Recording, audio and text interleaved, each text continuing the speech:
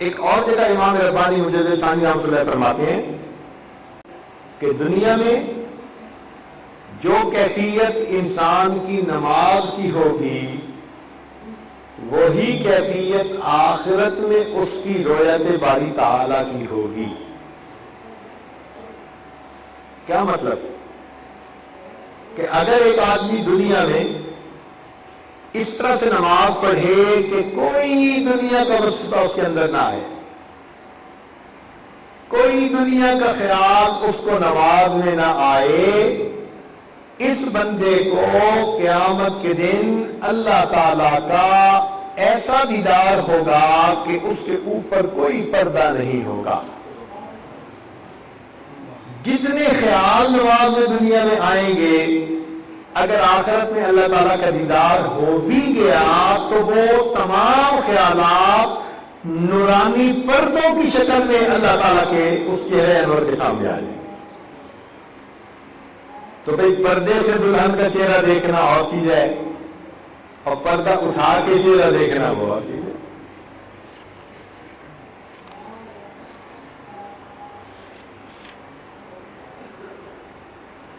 تو اس لیے تمنا دل میں ضرور رکھنی چاہیے کہ اے اللہ ہمیں ایسی نماز کی توفیق عطا فرما کہ جس میں دنیا کا کوئی بھی خیال نہ ہو.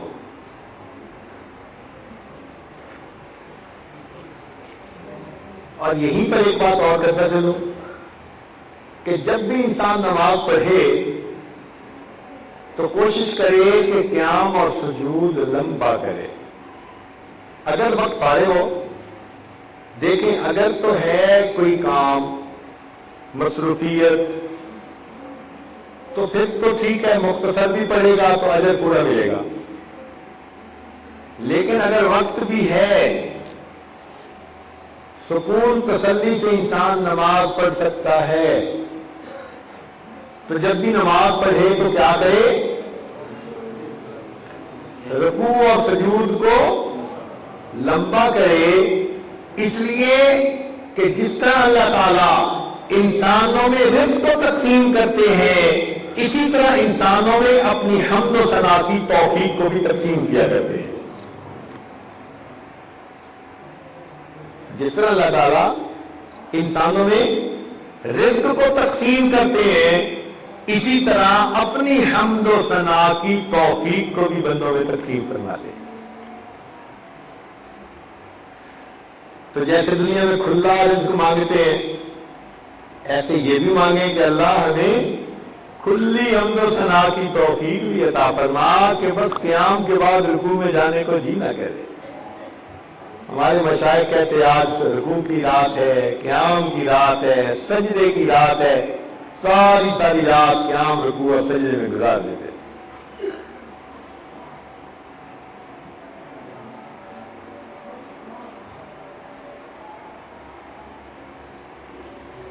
جو انسان سلوک کے راستے پر چلتا ہے اسے مصیبتیں آتی ہیں. چنانچہ ایک آدمی نے نبی اسلام کی خدمت میں عرض کیا کہ اے اللہ کے محبوب،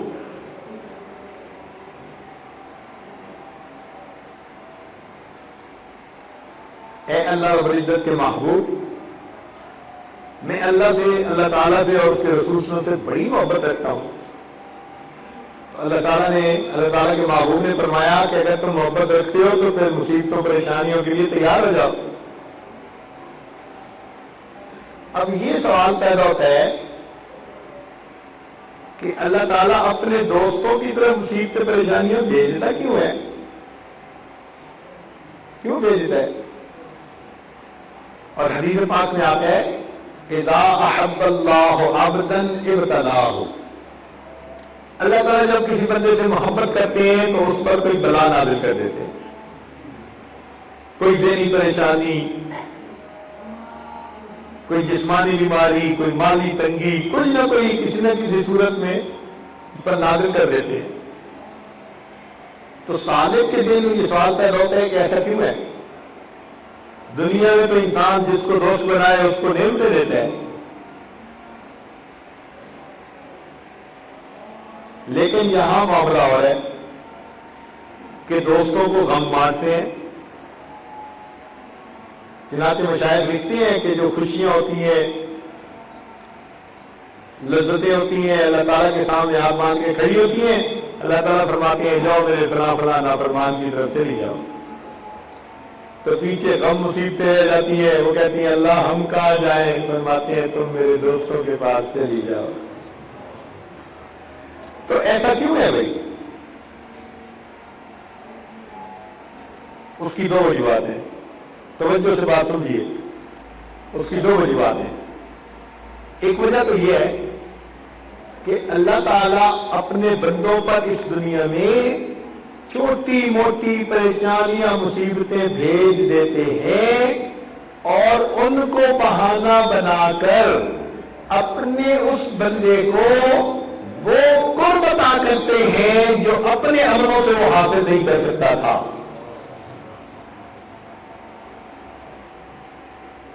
جو نعمتیں وہ خود حاصل ہی نہ کر سکتا تھا اپنے عملوں سے، اللہ تعالیٰ ان کو بہانہ بنا دیتے ہیں اور جی اس پر یہ پریشانی آئی لہذا اتنی ترقی اس کی ہو گئی، تو اپنے قریب کر لیتے ہیں اس کو۔ اور ایک اور وجہ بھی ہے، وہ وجہ یہ کہ اللہ تعالیٰ بلائیں اپنے بندوں پر دنیا میں اس لیے بھیجتے ہیں تاکہ میرے بندوں کو دنیا میں انقطاع کلی نصیب ہو جائے، تاکہ یہ مجھ سے کلی طور پر حاصل ہو جائیں۔ انقطاع کلی ان کو عطا کرنے کے لیے ان کا پھر دنیا سے دل ہی چاٹ ہو جاتا ہے۔ چنانچہ کبھی رشتے داروں نے غیبتیں کی، کسی نے حسد کیا، کسی نے فلاں کیا، تو بندہ پھر سب سے نظریں ہٹا کے اور اللہ سے لو لگا کے کہتے ہیں جی دنیا میں میرا کوئی بھی نہیں۔ اس لیے تو یہ سب چیزیں ہوئی تھی۔ جب آپ نے زبان سے یہ الفاظ کہے نا کہ دنیا میں میرا کوئی بھی نہیں، یہی الفاظ کہلانے کے لیے تو اللہ نے یہ سوالات بھیجے تھے۔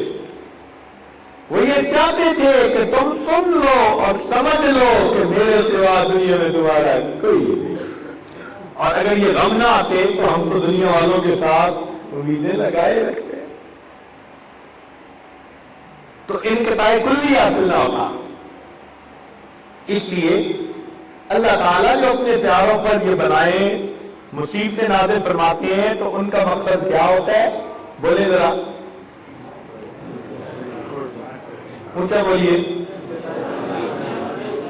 تاکہ انسان کو انقطاع کلی حاصل ہو جائے، تبتل کامل نصیب ہو جائے اور انسان اللہ کے ساتھ پورے طور پر واصل ہو جائے۔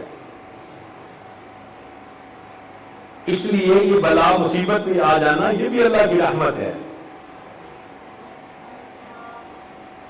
وہ ظاہر میں بلا ہے، حقیقت میں مٹھائی ہوتی ہے۔ وہ نمک کے غلاف میں لپٹی ہوئی مٹھائی ہوتی ہے۔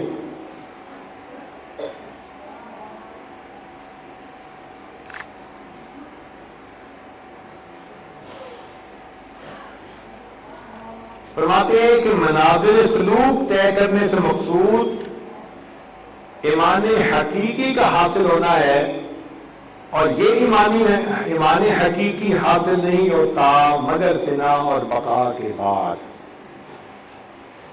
تو جب تک انسان کو فنا اور بقا کے درجات حاصل نہیں ہو جاتے، ایمان حقیقی کی حلاوت اس کو نصیب نہیں ہوتی۔ تو فنا اور بقا کا حاصل کرنا، فنا قلبی کا حاصل کرنا کتنا ضروری ہوا۔ اور فنا قلبی سے کہتے ہیں کہ انسان کو اللہ رب العزت کے سوا کسی اور کی طرف دھیان ہی نصیب نہ ہو، اللہ کی طرف کامل دھیان ہو۔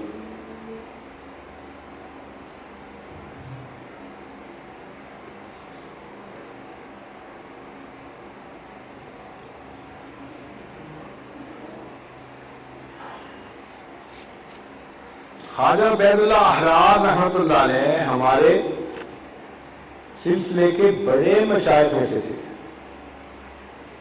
اللہ نے ان کو دین کا بھی سلطان بنایا تھا، دنیا کا بھی سلطان بنایا تھا۔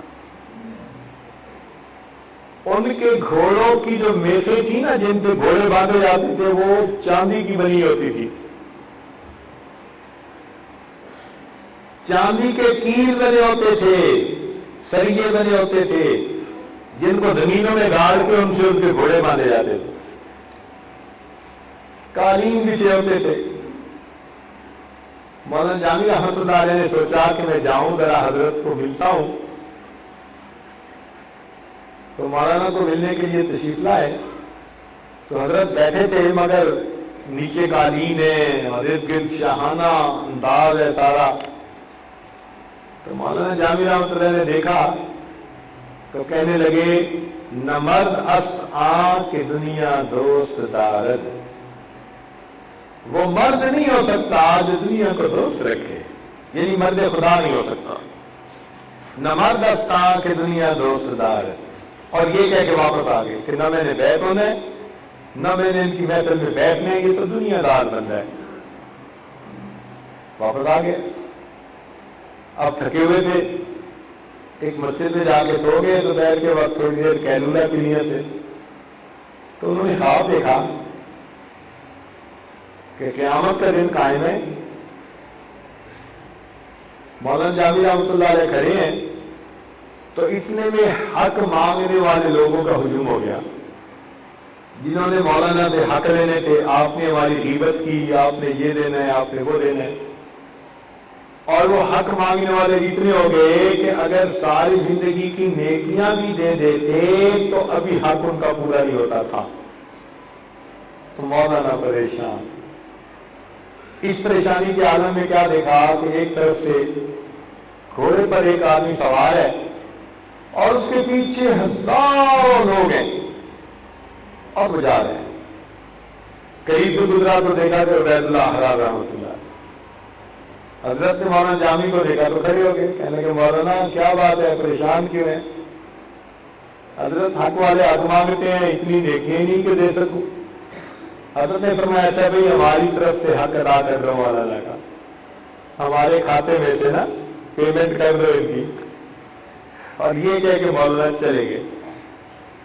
تو مولانا جامی رحمۃ اللہ کی آنکھ کھل گئی. تو مولانا جامی رحمۃ اللہ علیہ سمجھ گئے کہ بھائی بات ایسی نہیں ہے جو میں سمجھا، کچھ اور ہے. میں جاتا ہوں اور جا کے پھر ان کو ملتا ہوں. اب مولانا جامی رحمۃ اللہ علیہ آئے. جب آئے تو حضرت سے آ کے مصافحہ کیا تو اللہ تعالیٰ نے حضرت کو کشف کے ذریعے سے معاملہ کھول دیا. تو جب مولانا نے سلام کیا تو انہوں نے پوچھا مولانا جب پہلی دفعہ آئے تھے تو کیا پڑھا تھا؟ مولانا جب پہلی دفعہ آئے تھے تو کیا پڑھا تھا؟ نہیں حضرت، نہیں حضرت، نہیں. مولانا بتا رہے. جب حضرت نے اصرار کیا تو کہا کہ حضرت میں نے غلط سمجھا تھا اور میں نے یہ پڑھا کہ نہ مرد دستاں کہ دنیا دوست دارد. وہ مرد نہیں جو دنیا کو دوست رکھے. تو حضرت نے شعر مکمل کر دیا، فرمایا اگر دارد برائے دوست دارد. اگر دنیا ہو بھی صحیح تو اللہ کے لیے ہونی چاہیے، اپنے لیے نہیں ہونی چاہیے.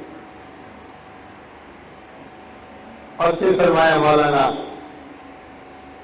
عجیب بات کہی، فرمایا مولانا سونے چاندی کی میخیں زمین میں گاڑنے کے لیے ہوتی ہیں، انسانوں کے دلوں میں گاڑنے کے لیے نہیں ہوا کرتی.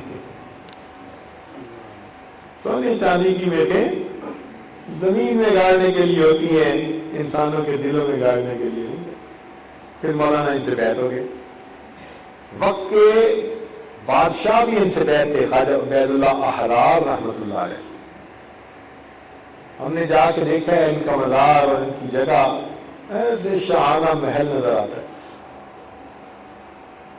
فرمایا کرتے تھے کہ اگر میں دنیا میں پیری مریدی کرتا، اگر میں دنیا میں پیری مریدی کرتا تو کسی پیر کو کوئی مرید نہ ملتا. اگر میں دنیا میں پیری مریدی کرتا تو کسی پیر کو کوئی مرید نہ ملتا، مگر مجھے تو کسی اور مقصد کے لیے بھیجا گیا. تو کسی نے پوچھا کہ حضرت کون سے مقصد کے لیے؟ فرمان لگے مجھے اللہ نے سنت کے احیاء کے لیے بھیجا ہے، سنت کو زندہ کرنے کے لیے بھیجا ہے. تو بڑے ہی متبع سنت بزرگ تھے، بہت ہی زیادہ.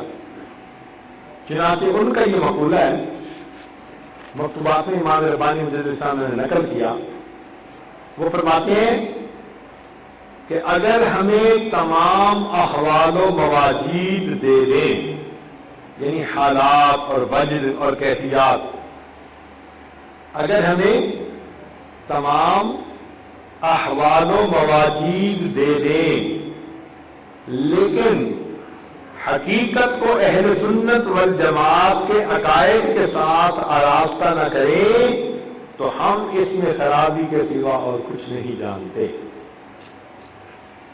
ساری دنیا کی کیفیتیں دے دیں لیکن ہمارے عقائد کو علماء اہل سنت والجماعت کے مطابق نہ بنائے تو ہم اس میں خرابی کے سوا کچھ نہیں کرتے۔ اور یہ بھی کہتے تھے کہ اگر ساری دنیا کی کیفیات ہم سے لے لیں، اگر ساری دنیا کی کیفیات ہم سے لے لیں اور ہمارے ظاہر کو اہل سنت والجماعت کے عقائد سے آراستہ کر دیں تو ہم اس میں خوبی کے سوا کچھ نہیں جانتے۔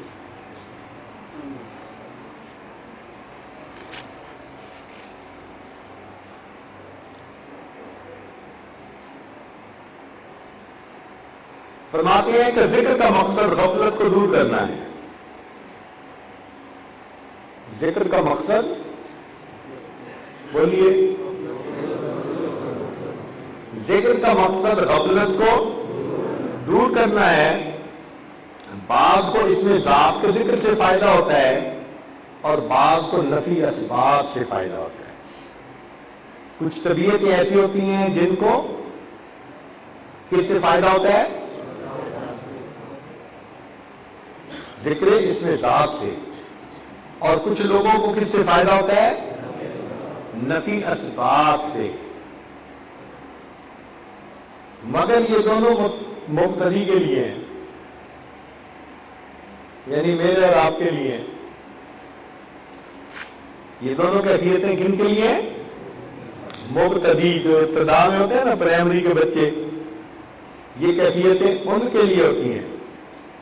جو متوسط ہوتے ہیں یعنی سلوک کے درمیان میں ہوتے ہیں، ان کی ترقی قرآن مجید کی تلاوت کی کثرت سے ہوتی ہے، اور جو اس سے اونچے جاتے ہیں اور منتہی بن جاتے ہیں ان کی ترقی لمبی نماز کے ذریعے سے ہوتی ہے۔ تو ابتدا میں ترقی ذکر کے ذریعے، درمیان میں ترقی تلاوت قرآن کے ذریعے، اور انتہا میں ترقی نماز کے ذریعے سے انسان کو نصیب۔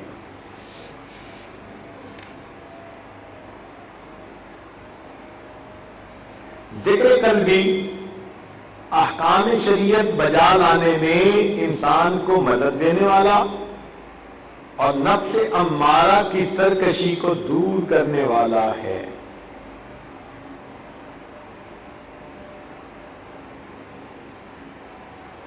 امام ربانی مجدد الاسلام رحمۃ اللہ علیہ کا ایک بڑا کارنامہ یہ ہے کہ انہوں نے سنت کا اتنا اہتمام سکھایا کہ انسان حیران ہو جاتا ہے۔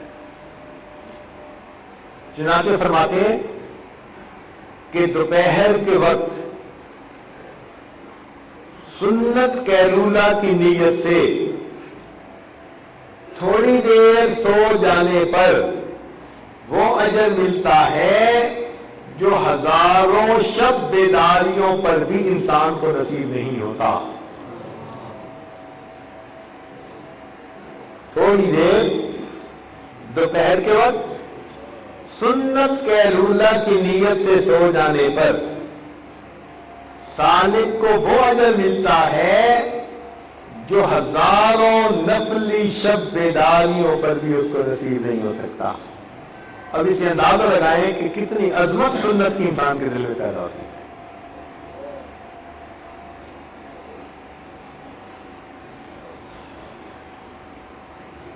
اور ایک جگہ فرماتے ہیں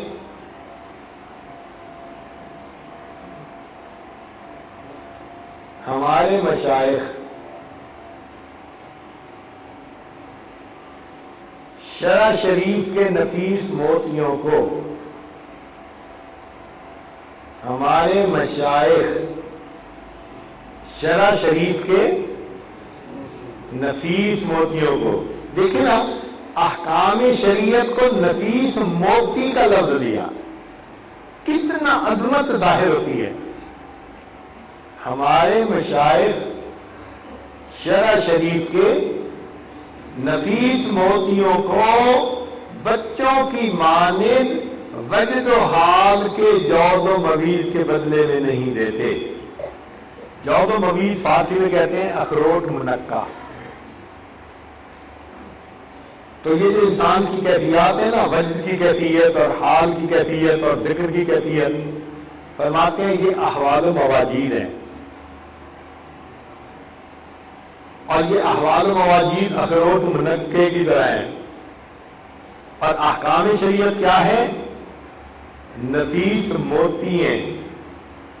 تو بھئی کوئی بندہ اخروٹ منقع کے بدلے نفیس موتی دے سکتا ہے؟ نہیں نہ سودا کرے گا. لہذا جو سالک صحیح ہے وہ شریعت کے احکام کو چھوڑ کر وجد و حال کے پیچھے کبھی نہیں جائے گا. تو فرماتے ہیں ہمارے مشائخ شرع شریف کے نفیس موتیوں کو بچوں کی مانند وجد و حال کے جود و مویز کے بدلے نہیں دیتے. نص سے فصل کی طرف مائل نہیں ہوتے. نص کہتے ہیں قرآن و حدیث کو، اور فصل عربی کی کتاب ہے فصوص الحکم. تو جہاں تصوف کی بات قرآن سے ٹکراتی ہے تو یہ کس کو چھوڑتے ہیں؟ تصوف کی بات کو، اور لیتے کس کو ہے؟ قرآن و حدیث کی بات کو.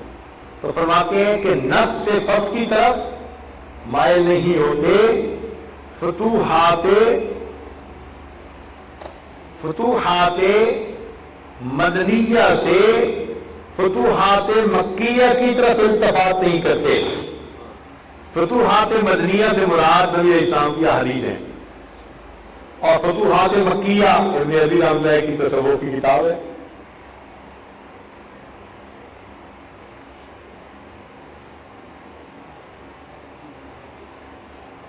ہر ذراق اور رقاص کی طرف مائل نہیں ہوتے.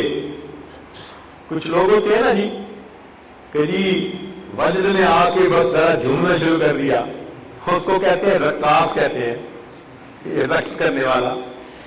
وہ کہتے ہیں کہ ان رقاص کی طرف ہمارے مشائخ مائل نہیں ہوتے. اب ان کا پورا ملفوظ سنیے. میں کہتا ہوں کہ ممکن ہوتا تو میں سونے کی سیاہی سے اس کو لکھتا. ہمارے مشائخ شرع شریف کے نفیس موتیوں کو بچوں کی مانند وجد و حال کے جود و مویز کے بدلے میں نہیں دیتے. نص سے فصل کی طرف مائل نہیں ہوتے. فتوحات مدنیہ سے فتوحات مکیہ کی طرف التفات نہیں کرتے. ہر رقاص کی طرف مائل نہیں ہوتے. ان کا کارخانہ بلند ہے.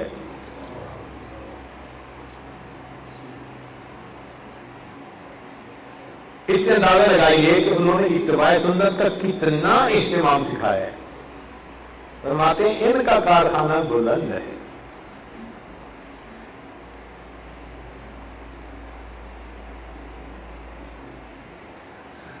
اسی سلسلے میں ایک بات انہوں نے کہی اور دل خوش ہو گیا پڑھ کے.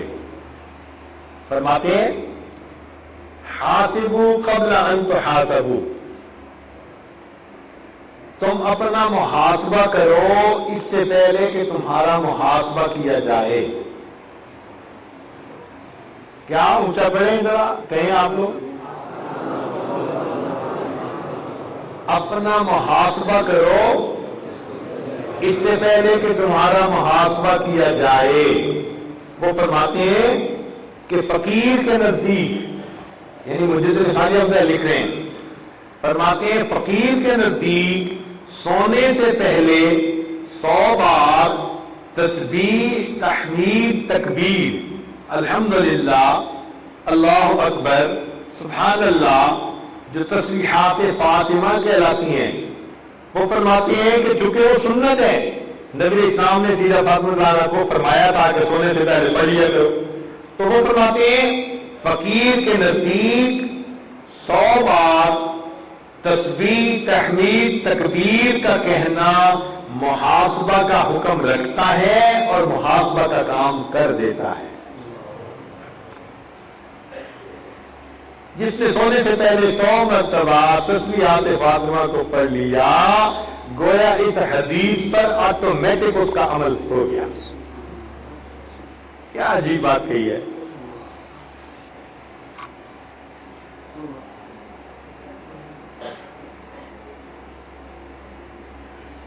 فرماتے ہیں کہ لوگ کلمہ کا تکرار اس لیے کرتے ہیں کہ انہیں ہر طرف حق نظر آئے.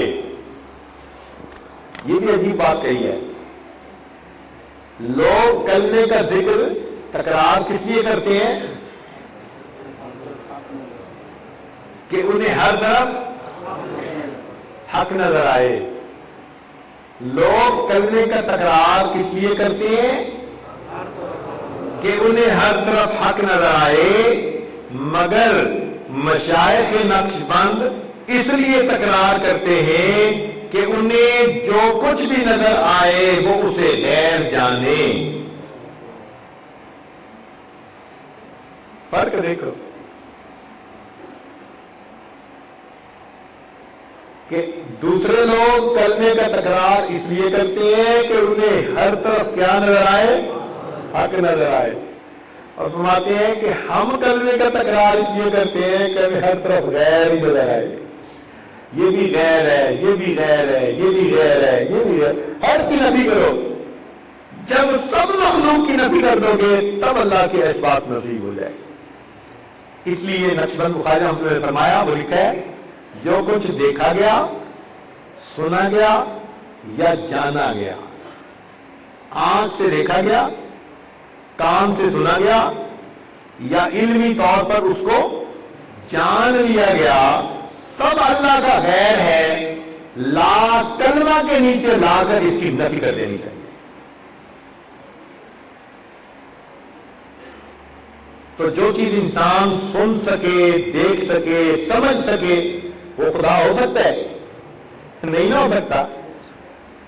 تو اس لیے ہم جو کلمہ پڑھتے ہیں وہ اس لیے نہیں پڑھتے کہ ہر طرف حق نظر آئے. ہم پڑھتے ہیں کہ ہمیں جو نظر آئے وہ ہمیں غیر نظر آئے. دل کہہ دے کہ جو اصل ہمارا خدا ہے وہ ہمارے دیکھنے سے سننے سے سوچنے سے بھی اعلیٰ اور بالا.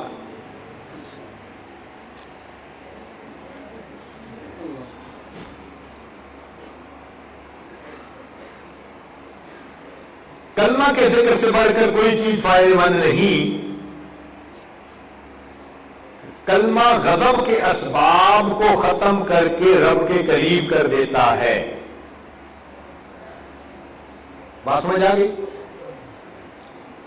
کلمہ کے ذکر سے بڑھ کر کوئی چیز فائدہ مند نہیں. کلمہ غضب کے اسباب کو ختم کر کے رب کے قریب کر دیتا ہے. یہ بات سمجھ آ گئی بولے جی سب کو سمجھ آ گئی. اچھا اب بتائیں کہ غضب کے اسباب کیا ہوتے ہیں. جب سب کو سمجھ آ گئی اب ذرا بتائیے کہ غضب کے اسباب کون سے ہیں.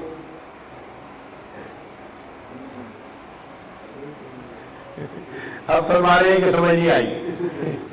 یہاں غضب سے مراد دنیا کی محبت ہے. کیونکہ جس بندے کے دل میں دنیا کی محبت ہو یہ دنیا کی محبت غضب کے اسباب میں سے ہے. اللہ تعالیٰ نے جب سے دنیا کو پیدا کیا کبھی ایک مرتبہ بھی محبت کی نظر سے دنیا کو نہیں دیکھا.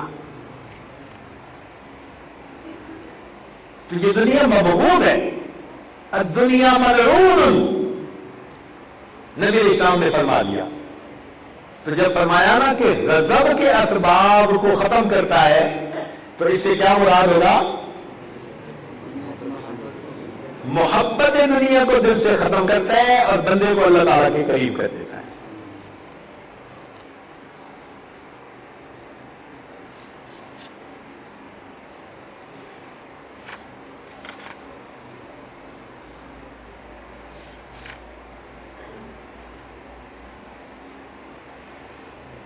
ایک مرید ان کے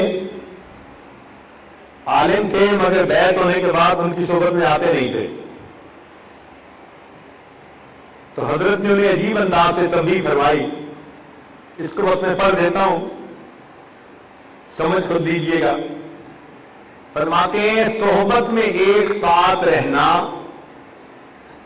صحبت میں ایک ساتھ رہنا مجاہدوں کے کئی چلوں سے بہتر ہے. صحبت میں ایک ساتھ رہنا مجاہدوں کے کئی چلوں سے بہتر ہے. خدا سے شرمانا چاہیے, آپ 1000 دنوں میں سے ایک دن بھی صحبت کے لیے نہیں نکالتے. خدا سے شرمانا چاہیے, آپ 1000 دنوں میں سے ایک دن بھی صحبت کے لیے نہیں نکالتے.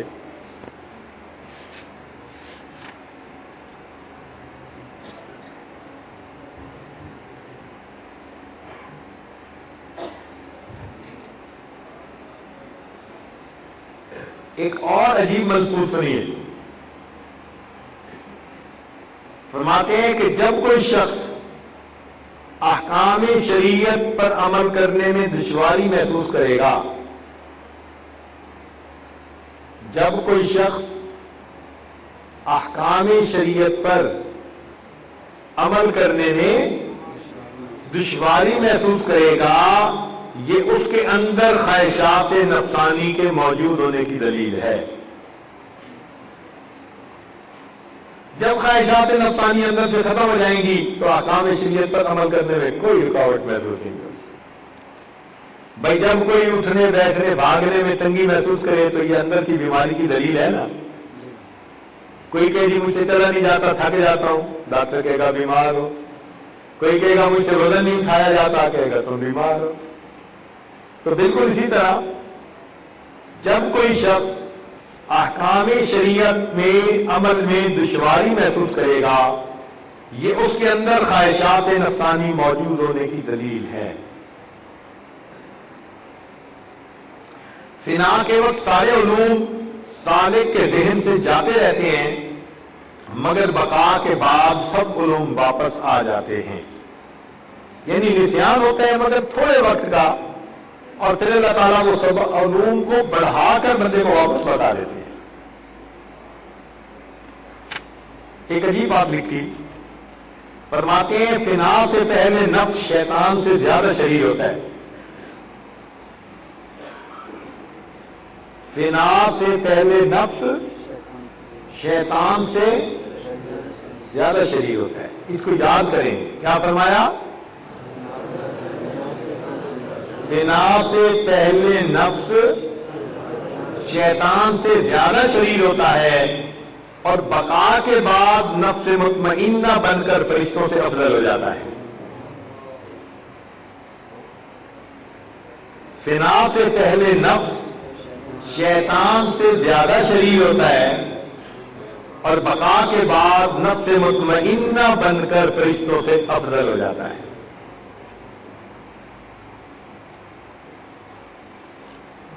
www.darsulquran.com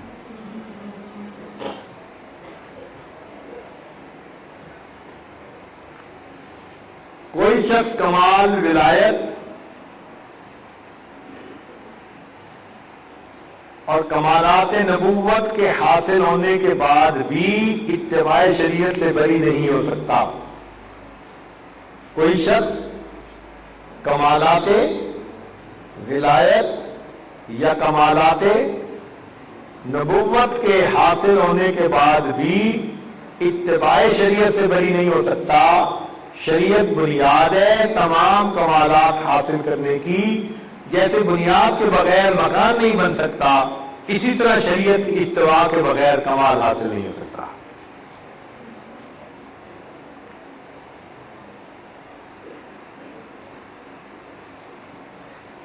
ایک اور مکتوب میں لکھتے ہیں,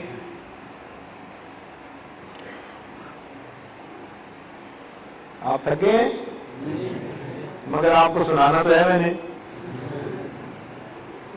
خوش ہو کے سنے تو بھی سنانے, اور آپ تنگ ہو کے سنے پھر بھی سنانے.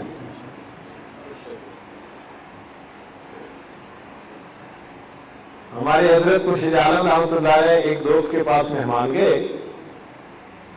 سیال کوٹ کے تھے، وہ بڑے عاشق صادق تھے حضرت کے. وہ حضرت کو صبح ناشتہ اچھا کرواتے، دوپہر کھانا، رات کا کھانا، اتنی خدمت کرتے کہ کوئی حد نہیں. کئی دن انہوں نے حضرت کو خوب کھلایا پلایا سلایا آرام کیا. تو ایک دن حضرت کہنے لگے، حاجی صاحب جب بیل کو انسان اچھا کھلائے تو پھر کام بھی تو اچھا لینا چاہیے. جب بیل کو انسان یا گھوڑے کو انسان اچھا کھلائے تو پھر کام بھی تو اچھا لینا چاہیے. مقصد یہ تھا کہ پروگرام بھی تو رکھو نا بھائی. یہ کیا ہے کھلا پلا کے بارے. تو بھائی اب کام تو آپ سے لینے قابو جو آئے ہوئے ہیں. سال میں یہ 2 دن ہی تو ہمیں ملتے ہیں. پہلے 3 دن تو چونکہ جنرل اجتماع ہوتا ہے اس لیے سب اپنے اپنے کام میں لگے ہوتے ہیں. ماشاءاللہ یہی 2 دن ہی تو ہوتے ہیں. مگر دل کی طلب یہ ہے کہ آپ کو صحیح تصور پہنچ جائے. جو ہم نے اپنے بڑوں سے پایا وہ نعمت ہم آپ تک پہنچا جائیں تاکہ اس نعمت کے پہنچانے کا حق ادا کرنے والے میں ہمیں شامل کر لیا جائے. اس لیے یہ باتیں آپ کو پورے مکتوبات کا مطالعہ کرنے پہ بھی شاید نہ ملتی. آپ کو اندازہ نہیں ہے ابھی کہ کتنا مطالعہ کرنے کے بعد پھر یہ مکتوبات میں سے ہیرے موتی نکال کے آپ کے سامنے ٹو دی پوائنٹ باتیں کی جا رہی ہیں.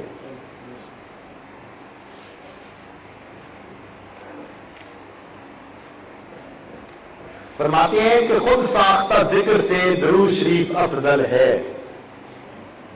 خود ساختہ ذکر کہتے ہیں کہ جو انسان خود کرنا شروع کر دے، چاہے وہ سبحان اللہ کا ہے، کلمے کا ہے، کوئی بھی ہے، کسی شیخ نے نہیں بتایا، پیر و مرشد نے نہیں بتایا، خود ہی کرنا شروع کر دے، اس کو کہتے ہیں خود ساختہ ذکر. تو خود ساختہ ذکر کرنے سے درود شریف کا پڑھنا افضل ہوتا ہے. اونچا بولیے ذرا.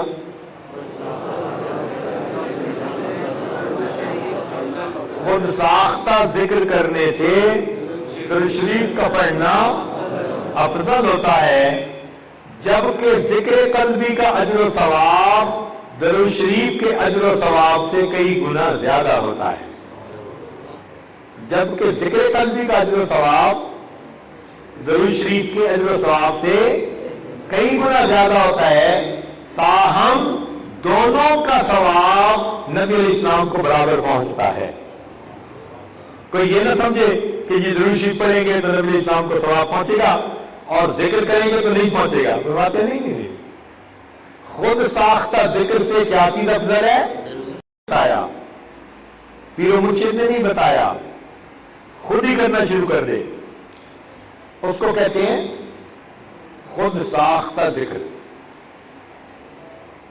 تو خود ساختہ ذکر کرنے سے درود شریف کا پڑھنا افضل ہوتا ہے.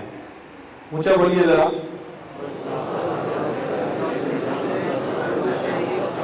خود ساختہ ذکر کرنے سے درود شریف کا پڑھنا افضل ہوتا ہے، جبکہ ذکر قلبی کا اجر و ثواب درود شریف کے اجر و ثواب سے کئی گنا زیادہ ہوتا ہے. جبکہ ذکر قلبی کا اجر و ثواب درود شریف کے اجر و ثواب سے کئی گنا زیادہ ہوتا ہے، تاہم دونوں کا ثواب نبی علیہ السلام کو برابر پہنچتا ہے. کوئی یہ نہ سمجھے کہ یہ درود شریف پڑھیں گے تو نبی علیہ السلام کو ثواب پہنچے گا اور ذکر کریں گے تو نہیں پہنچے گا. باتیں نہیں. خود ساختہ ذکر سے کیا چیز افضل ہے؟ خود ساختہ ذکر سے کیا چیز افضل ہے؟ درود شریف افضل ہے. لیکن ذکر قلبی درود شریف سے بھی زیادہ اجر رکھتا ہے، مگر ان دونوں کا اجر و ثواب نبی علیہ السلام کو برابر پہنچتا ہے. تو جو بتا ذکر قلبی میں مشغول رہے وہ یہ نہ سوچے کہ میں درود شریف تھوڑا پڑھتا ہوں، مجھے تو حضرت صاحب نے بس اور بس وہ 100 روپے شام میں نہیں بڑھاتا ہوں. نہیں. ذکر قلبی کی برکات کچھ اور ہیں، اس سے باطنی ترقی ملتی ہے، اور اس باطنی ترقی سے انسان کے لیے پھر معارف کو سمجھنا، تفسیر اور حدیث کو سمجھنا آسان ہوتا ہے۔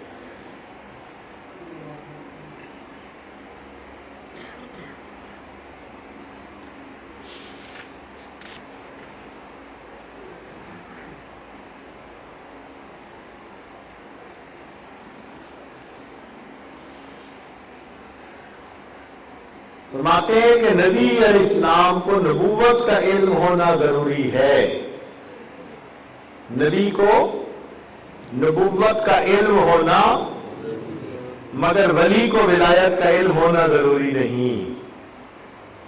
نبی کو نبوت کا علم ہونا ضروری ہوتا ہے، مگر ولی کو ولایت کا علم ہونا ضروری نہیں ہے۔ کئی اولیاء ایسے گزرے جن کو اپنی ولایت کی خبر نہیں تھی۔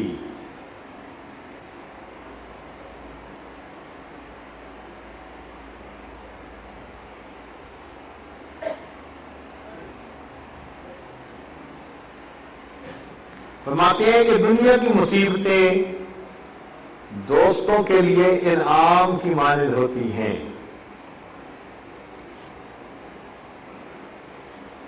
دنیا کی تکلیفیں دوستوں کے لیے انعام کی مانند ہوتی ہیں۔ یہ کیسے ہو سکتا ہے کہ تکلیفیں پہنچے اور بندہ انعام سمجھے؟ کیوں جی بتائیں، یہ کیسے ہو سکتا ہے کہ ادھر تکلیف پہنچی اور وہ بندہ اس کو انعام سمجھے؟ جی فرما رہے ہیں کہ یہ تکلیفیں دوست کو دوست کے قریب کرتے ہیں۔ اور بتائیں۔ ہاں اچھا جواب دیا، یہ انعام ملنے کا سبب ہوتی ہیں۔ اور بتائیں۔ ترقی کے اسباب ہیں، صبر کی توفیق ہوتی ہے، اور ان اللہ مع الصابرین۔ ماشاءاللہ بڑے اچھے جواب دے رہے ہیں۔ اب اس کو ذرا ایک مثال سے سمجھیں تاکہ کلیئر ہو جائے کہ واقعی یہ انعام ہے۔ ایک بندہ تھا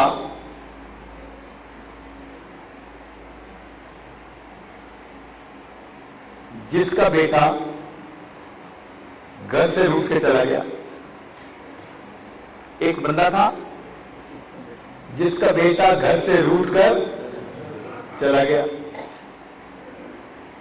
اب یہ بیچارہ اس کو ڈھونڈتا ڈھونڈتا ڈھونڈتا سارا دن شہر میں پھرتا رہا، حتیٰ کہ پھرتے پھرتے اس کو رات ہو گئی۔ رات کے 2 بجے یہ باغ کے قریب سے گزر رہا تھا کہ اس کو پولیس والے نے پکڑ لیا۔ پولیس والے نے اس کو چور سمجھا، آوارہ سمجھا۔ اب اسے پوچھا کون ہو؟ اس نے کہا کہ میں ویسے ہی پھر رہا ہوں۔ تو پولیس والے نے اس کے 2-4 ڈنڈے لگائے۔ کیا لگائے؟ 2-4 ڈنڈے لگائے، اور کہنے لگا میں دوسرے کو بھی بلاتا ہوں، ذرا تیری مرمت اچھی طرح کرتے ہیں، تو کون ہے؟ اب وہ دوسرے کو جو بلانے گیا تو بھاگا، اور وہاں سے باغ کے قریب، باغ کا دروازہ تھا، یہ جان بچانے کے لیے باغ میں گھس گیا۔ جب باغ میں گھس گیا، اندھیرے میں ایک جگہ جا کر بیٹھا تو کیا دیکھا کہ وہیں اس کا بیٹا چھپا ہوا تھا۔ اب جب اس بیٹے سے ملاقات ہو گئی تو یہ پولیس کے اس ڈنڈے کو سزا سمجھے گا یا رحمت سمجھے گا؟ کیوں جی؟ یہ انعام سمجھے گا یا سزا سمجھے گا؟ اونچا بولے نا، انعام سمجھے گا نا۔ کہے گا کہ اللہ کا شکر، پولیس والے نے مجھے تو ڈنڈے لگا دیے، اگر وہ ڈنڈے نہ لگاتا تو میں تو باغ میں جاتا ہی نہ، مجھے کیا پتا کہ باغ میں اس جگہ پر میرا بیٹا بیٹھا ہوا تھا۔ تو جس طرح بیٹے کے مل جانے پر اس بندے نے پولیس کے ڈنڈے کو اپنے لیے انعام سمجھا، اسی طرح اللہ کے وصل ہونے پر سالک اللہ تعالیٰ کی طرف سے بھیجی ہوئی تکالیف کو اپنے لیے انعام سمجھا جاتا ہے۔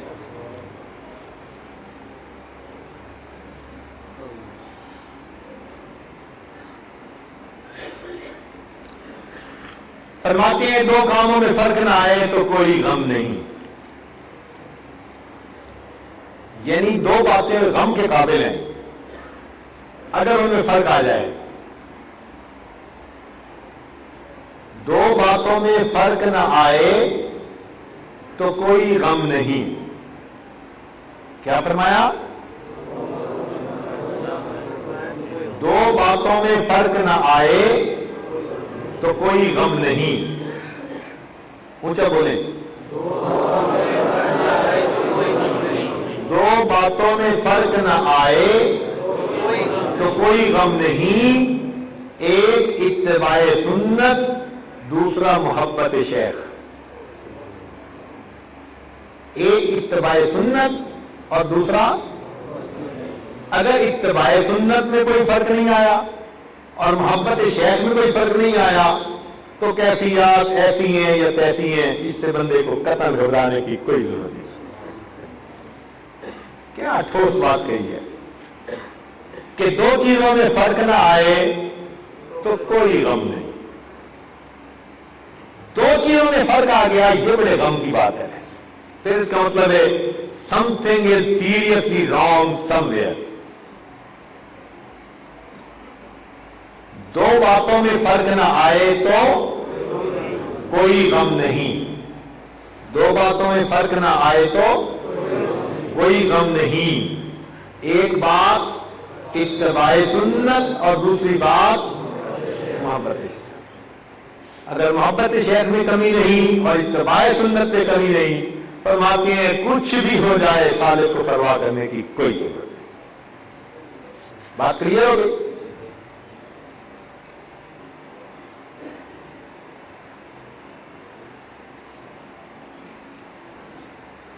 فرماتے ہیں کفر کی ظلمت بہت زیادہ ہوتی ہے، توجہ سے دور نہیں ہوتی، دو چیزوں سے دور ہوتی ہے، یا تو سچی توبہ سے یا پھر نارے جہنم۔ اس کے پیچھے ایک واقعہ ہے کہ حضرت امام ربانی مجدد ثانی رحمۃ اللہ علیہ کا ایک مرید تھا، خادم تھا، اس کا بھائی بیمار تھا اور اللہ تعالیٰ کی شان کہ وہ سکرات موت کی کیفیت کے قریب آ گیا، جو فیٹل سمپٹمز ہوتے ہیں نا موت کے، بس وہ ظاہر ہونے کے قریب ہو گئے۔ تو وہ بھاگا ہوا آیا اور حضرت کو اس نے کہا کہ حضرت میرے بھائی پر بس آخری وقت ہے، آپ مہربانی فرما کے اس موقع پہ کچھ توجہات کر دیں تاکہ اس کا خاتمہ اچھا ہو جائے۔ تو خدام کی ان باتوں کو پھر قبول کرنا ہوتا ہے۔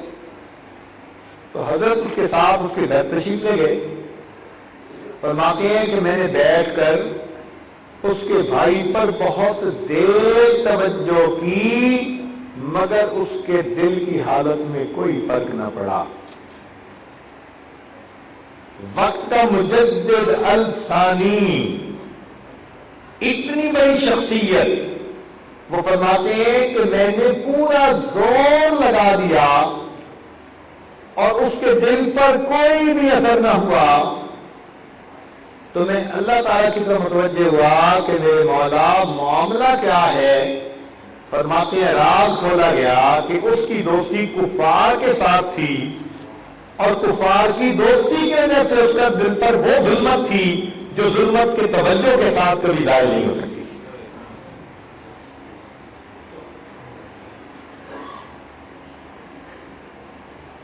وہ ظلمت یا توبہ سے دھل سکتی ہے یا پھر بندے کے لیے نارے جہنم میں جانے سے دھل سکتی ہے۔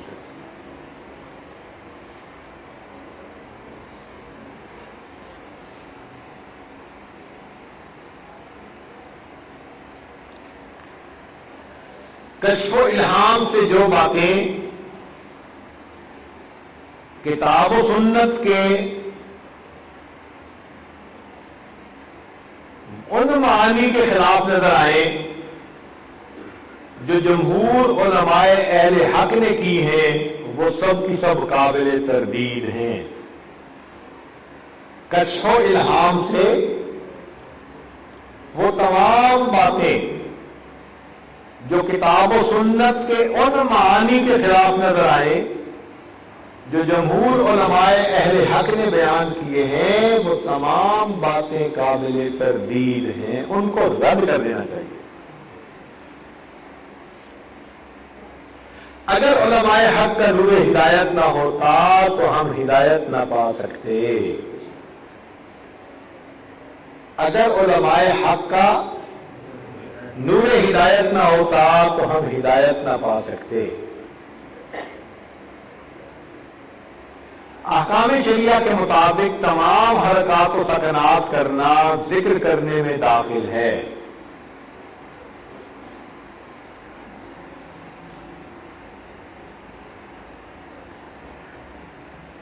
فرماتے ہیں حلت و حرمت کے معاملات میں صوفیہ کا قول معتبر نہیں۔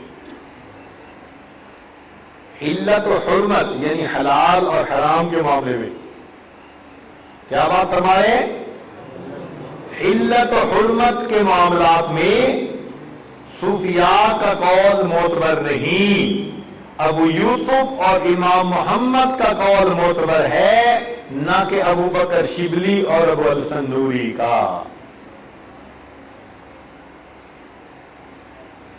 فرماتے ہیں جفائے محبوب وفائے محبوب سے زیادہ لذت بخش ہوتی ہے۔ جفائے محبوب وفائے محبوب سے زیادہ لذت بخش ہوتی ہے۔ جفائے محبوب وفائے محبوب سے زیادہ لذت بخش ہوتی ہے۔ اور فرماتے ہیں کہ بدعت دین کے حسن و کمال کی نفی ہوتی ہے۔ بدعت کیا چیز ہوتی ہے؟ دین کے حسن و کمال کی نفی ہوتی ہے۔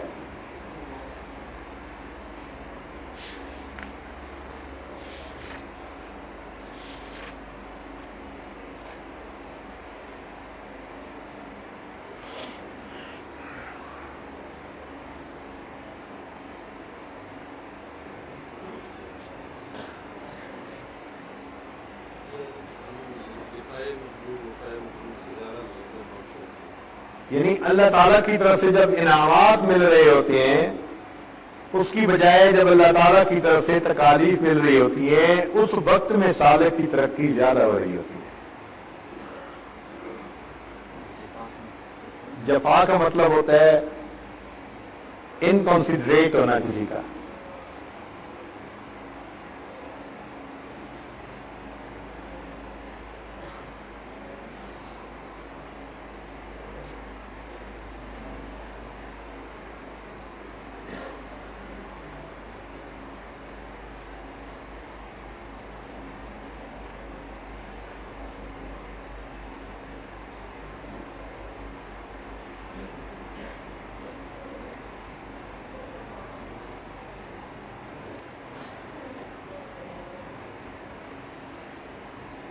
جی فرماتے ہیں عقل معاد۔ عقل معاد کسے کہتے ہیں؟ دور اندیش عقل۔ عقل معاد کس کو کہتے ہیں؟ دور اندیش عقل لذات باقیہ کو چھوڑ کر لذات فانیہ کی طرف توجہ نہیں کرتی۔ عقل معاد لذات باقیہ کو چھوڑ کر لذات فانیہ کی طرف توجہ نہیں کرتی۔ اور فرماتی ہیں کہ تصوف اضطراب کا دوسرا نام ہے۔ تصوف کس کا نام ہے؟ اضطراب کا دوسرا نام۔ جو پکا صوفی ہوتا ہے نا وہ مضطرب ہوتا ہے، ہر وقت اللہ تعالیٰ کا دھیان، اللہ کی طرف بڑھنا، اللہ تعالیٰ کو راضی کرنے کے لیے کوشش کرنا، اس کے دل میں آگ لگی ہوتی ہے۔ اس آگ کا دوسرا نام تصوف ہے۔ اور جب یہ آگ ٹھنڈی ہو جاتی ہے نا اندر کی، تو تصوف بھی رخصت ہو جاتا ہے۔ تو صوفی کے سینے میں انگارے ہوتے ہیں اللہ تعالیٰ کی محبت کے، اور جب یہ انگارے بجھ جائیں اور راکھ رہ جائے تو بندے کا تصوف میں کوئی حصہ نہیں رہتا۔ اضطراب ہوگا تو راتوں کو اٹھے گا نا، اللہ کو منائے گا، غم زدہ رہے گا۔ نبی علیہ الصلوۃ والسلام متواصل الحزن، زیادہ وقت غمگین رہا کرتے تھے۔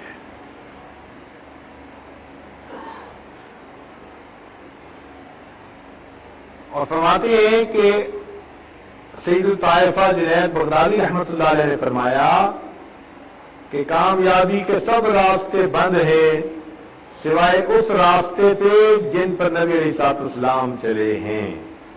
کامیابی کے سب راستے بند ہیں سوائے اس راستے کے جس پر نبی علیہ الصلوۃ والسلام چلے ہیں۔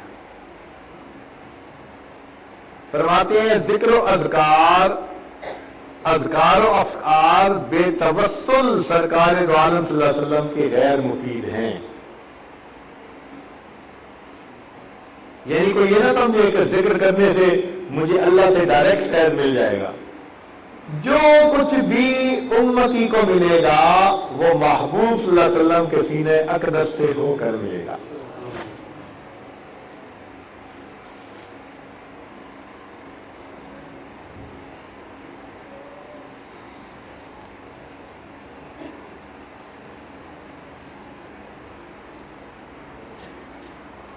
شیخ ابو سعید ابوالخیر رحمۃ اللہ علیہ فرماتے تھے کہ ہوا میں اڑنا کوئی کمال نہیں، مکھی بھی ہوا میں اڑتی ہے۔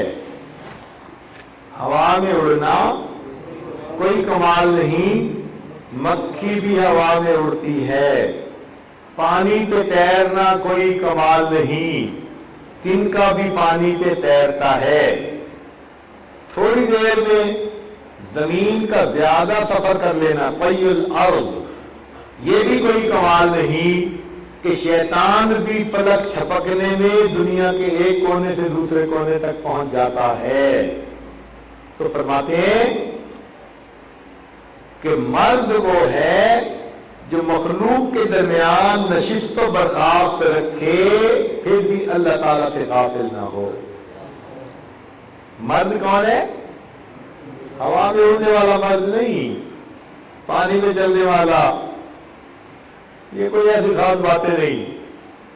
اصل بات کیا ہے؟ مرد وہ ہے کہ جو مخلوق کے درمیان نشست و برخاست رکھے اور پھر بھی اللہ تعالیٰ سے ایک لمحہ کے لیے غافل نہ ہو۔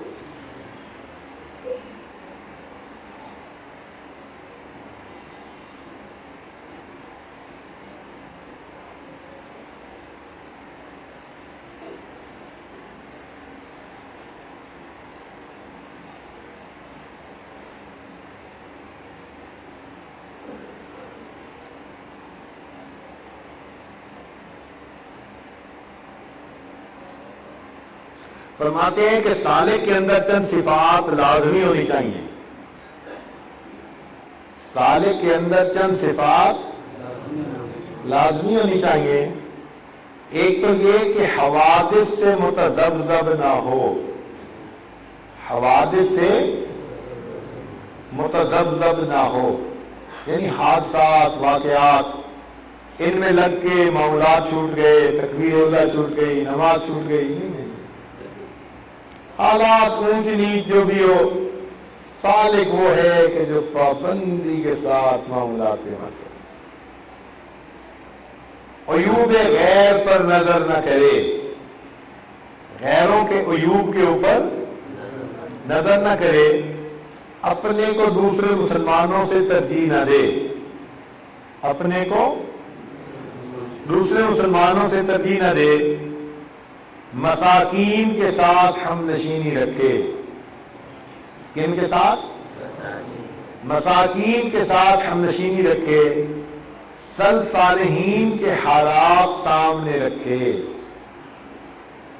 سلف صالحین کے حالات کو غیبت سے بچے، امر بالمعروف اور نہی عن المنکر کرے. پھر ایک عجیب بات فرماتے ہیں، جو حسنات کا شوق رکھے، سیئات کا خوف رکھے، حدیث کے مطابق وہ شخص مومن ہوتا ہے. جو حسنات کا شوق رکھے اور سیئات کا خوف رکھے، حدیث کے مطابق وہ مومن ہے. اور ایک عجیب بات لکھتے ہیں، فرماتے ہیں کہ طریقت کی کیا مجال ہے کہ وہ شریعت کا انحراف کرے. طریقت کی کیا مجال ہے کہ وہ شریعت کے احکام سے انحراف کرے.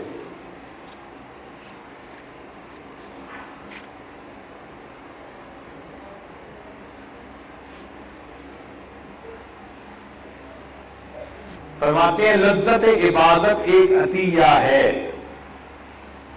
لذت عبادت ایک عطیہ ہے. تحصیل طاعات میں کوشش کریں. تحصیل طاعات سے کیا مراد؟ عبادت کرنے میں. عبادت کرنے میں کیا کریں؟ عبادت کرنے میں کیا کریں؟ اونچا بولیے. عبادت کرنے میں کیا کریں؟ تو عبادت کرنے میں کوشش کرتے رہیں، مگر امید نجات اللہ تعالی کی رحمت سے وابستہ رکھیں. تو اطاعت کرتے رہیں، عبادت کرتے رہیں، مگر نجات کی امید کس پر رکھیں؟ اللہ تعالیٰ کی رحمت.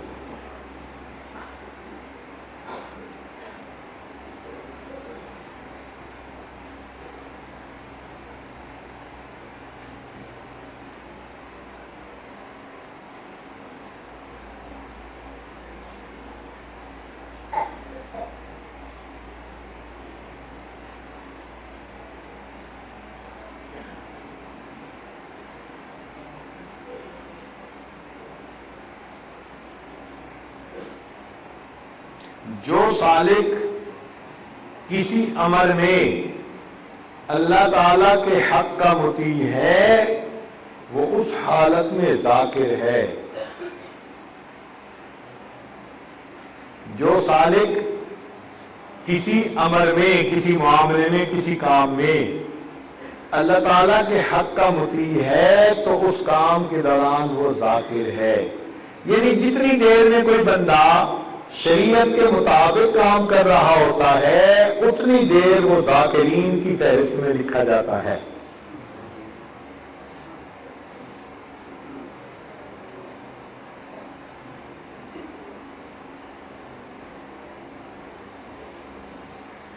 فرماتے ہیں کہ منامات پر اعتبار نہ کریں. ہمارے بعض دوستوں کو نا خوابوں کا بہت ہی شوق رہتا ہے. کچھ تو خوابوں کے شہزادے ہی ہوتے ہیں. روز نیا خواب سن لو ان سے. تو فرماتے ہیں کہ منامات پر اعتبار نہ کریں. اگر کوئی خواب میں دیکھے کہ بادشاہ بن گیا تو صبح اٹھ کے بند تو نہیں ہو جاتا. اور فرماتے ہیں کہ بالفرض وہ بن بھی جائے تو کون سا قیامت کا عذاب اس سے دور ہو گیا.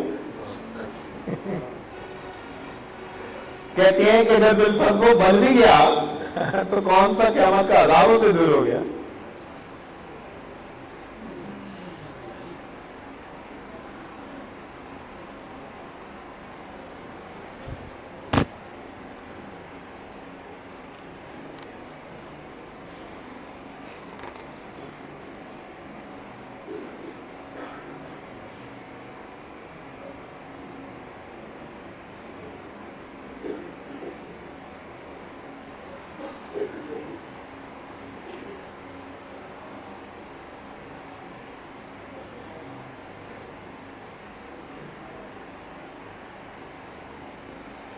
جب جنون طلب شعلہ زن ہوتا ہے تو زبان عذر بند ہو جاتی ہے.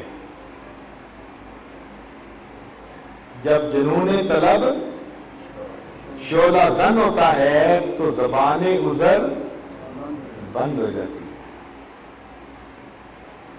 پھر کوئی عذر نہیں بندہ کرتا. کیا مطلب اس کا؟ کھولنا پڑے گا. یہ جو انسان عذر کرتے ہیں نا جی یہ وجہ تھی مراقبہ نہ کر سکا، یہ وجہ تھی تسبیحات نہ پڑھ سکا، یہ وجہ تھی تکبیر اولیٰ میں نہ پہنچ سکا. یہ سارے عذر اسی لیے ہوتے ہیں کہ اس کے باطن میں محبت کا شعلہ بھڑکا نہیں ہوتا. جب محبت کا شعلہ بھڑک جاتا ہے تو پھر زبان عذر بند ہو جاتی ہے، عذر ختم ہو جاتی ہے.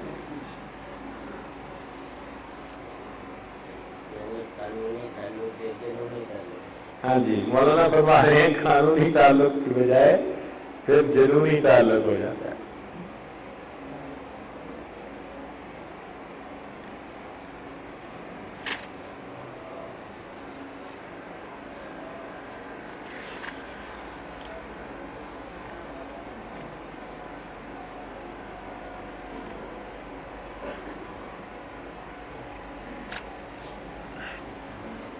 انفاس رحیمیہ سے کچھ ملفوظات ہیں. شاہ عبد الرحیم دہلوی شاویلہ مدے سے رحمۃ اللہ کے جو والد گرامی تھے، فرماتے ہیں یہ علمی باتیں زیادہ ہوں گی تصوف کی بجائے. فرماتے ہیں کہ مجلس عام میں خلاف جمہور کوئی بات زبان پر نہ لاؤ اگرچہ فی نفس ہی صحیح ہو. مجلس عام میں خلاف جمہور کوئی بات زبان پر نہ لاؤ اگرچہ وہ بات فی نفس ہی صحیح ہو. اس لیے کہ عوام کا مجمع ہے، علماء کا نہیں ہے. عوام میں کوئی بات ایسی نہیں کرنی چاہیے جو جمہور علماء کی بات کے خلاف ہو.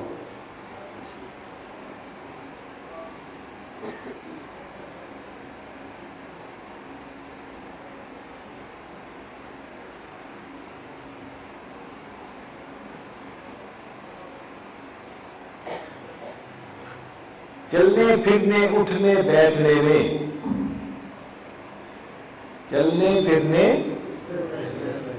بیٹھنے میں تکلف کے ساتھ کبھی لوگوں کا انداز اختیار کرنا چاہیے. کبھی لوگوں کا یعنی تکلف بھی کرنا پڑے نا. تو چلنے پھرنے اٹھنے بیٹھنے میں بندے کو صحت مند نظر آنا چاہیے، بیمار بھی نظر آنا چاہیے. اور کئی تو بیمار ہوتے بھی نہیں تو لوگوں کو دیکھ کے کچھ کرنا شروع کر دیتے ہیں. تو فرماتے ہیں کہ چلنے پھرنے اٹھنے بیٹھنے میں بتکلف طاقتور لوگوں کا انداز اختیار کرنا چاہیے. ہمت کے ساتھ بھی اگر چلنا پڑے نا اپنی طبیعت کے خلاف، پھر بھی ایسے چلے گی جیسے یہ بھڑک بھی انسان.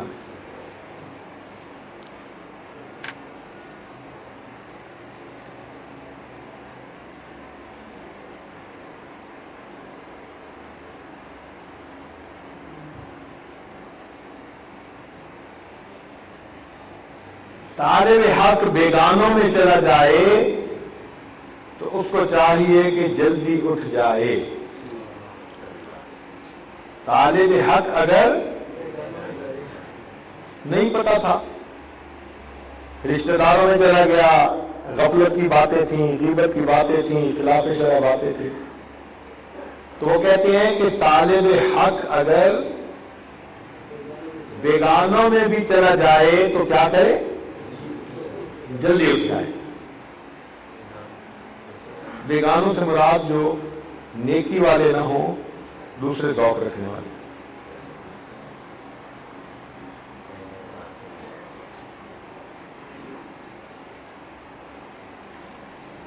فرماتے ہیں اگر شیخ کامل نے طالب صادق پر ایک بار توجہ کر کے قید ہستی سے آزاد کر دیا تو کافی ہے. اگر شیخ کامل نے طالب صادق پر ایک بار توجہ کر کے قید ہستی سے آزاد کر دیا تو کافی ہے. مشغول بحق رہے، موت سے پہلے کام مکمل ہو جائے گا. مشغول بحق رہے، موت سے پہلے کام مکمل ہو جائے۔ یعنی اگر شیخ نے ایک دفعہ انجن سٹارٹ کر دیا ہے نا، پھر گھبرانے کی بات کوئی نہیں، تعلق رکھے اور لگا رہے۔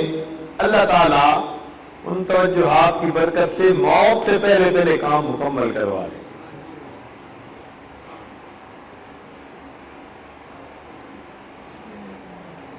فرماتے ہیں سال ہا سال قبض کی کیفیت رہے تب بھی نا امید نہ ہو۔ اس کو یاد کیجئے، سال ہا سال قبض کی کیفیت رہے تب بھی نا امید نہ ہو، کیا عجب اس استقامت کی برکت سے ایک لمحے میں نعمت عظمی نصیب ہو جائے۔ سال ہا سال قبض کی کیفیت رہے تب بھی نا امید نہ ہو، کیا عجب اس استقامت کی برکت سے ایک لمحے میں نعمت عظمی نصیب ہو جائے۔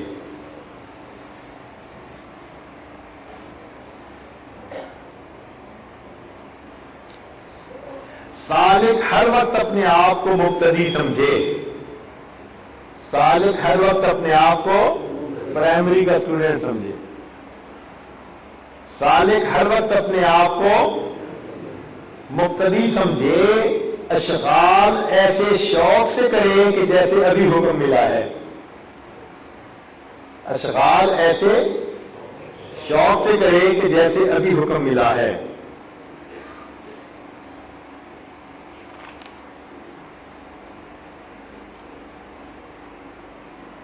سالک جس چیز کو کل مجبوری سے چھوڑے گا آج اس کو اختیار سے چھوڑ دے۔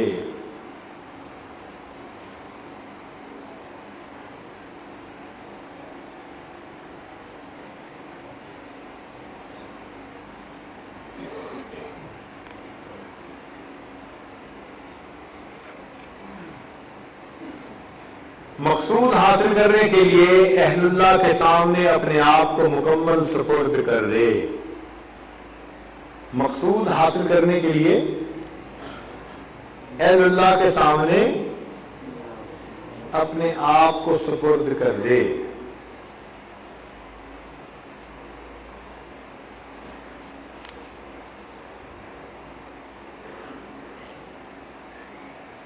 نقوش طریقت شاہ عبدالعزیز رحمۃ اللہ علیہ کی کتاب فرماتے ہیں کہ قلب حال میں ناروا کلمات نکل جانا معذوری ہے۔ قلب حال میں ناروا کلمات نکل جانا معذوری ہے، جیسے بوڑھے کا اور حضرت موسیٰ علیہ السلام کا واقعہ۔ وہ بوڑھے کا واقعہ تھا نا جو کہہ رہا تھا اللہ مجھے پتہ چلا ہے آپ کی بیوی نہیں، بچے نہیں، آپ میرے پاس آ جائیں، میں کھانا کھلاؤں گا، سر دھلاؤں گا، کنگھی کروں گا۔ تو وہ فرماتے ہیں کہ وہ بھی محبت میں کہہ رہا تھا، اس کو پتہ نہیں تھا۔ اسی طرح کبھی کبھی اہل محبت کی زبان سے بھی ایسے الفاظ نکل جاتے ہیں۔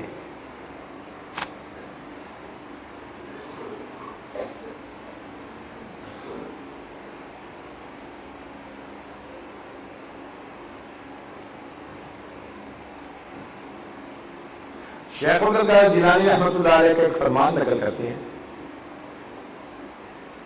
شیخ عبدالقادر جیلانی رحمۃ اللہ علیہ کا فرمان نقل کرتے ہیں، ہے بہت ہی مزے کا، بہت ہی مزے کا۔ فرماتے ہیں کہ اس میں اعظم اللہ ہے۔ کیا فرماتے ہیں؟ اور امام اعظم ابو حنیفہ رحمۃ اللہ علیہ کا بھی یہی مذہب تھا، وہ بھی فرماتے تھے کہ اس میں اعظم، اس میں اعظم، اونچا بولیے، اس میں اعظم، اس میں اعظم، اس میں اعظم، بشرطے کے دل میں اللہ کے سوا کچھ نہ ہو۔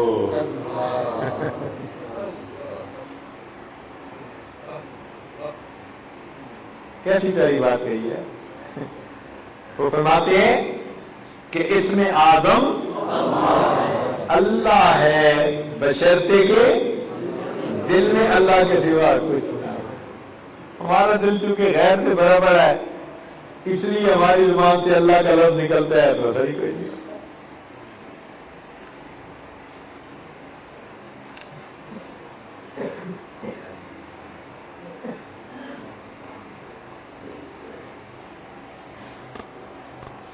چونکہ قرآن مجید میں اللہ تعالیٰ نے فرما دیا الا بذکر اللہ تطمئن القلوب، اسی لیے اللہ تعالیٰ کے باقی جتنے بھی صفاتی نام ہیں ان کا لاکھ آپ ذکر کر لیں، ان سے آپ کو وہ سکون نصیب نہیں ہوگا جو آپ کو اس میں ذات اللہ کے ذکر سے سکون نصیب ہوگا۔ کیونکہ ارشاد فرمایا الا بذکر اللہ، اللہ کا لفظ استعمال ہے، تو فرماتے ہیں کہ دوسرے اسماء کی بجائے اللہ کے نام کے ذکر سے سکون زیادہ ملتا ہے۔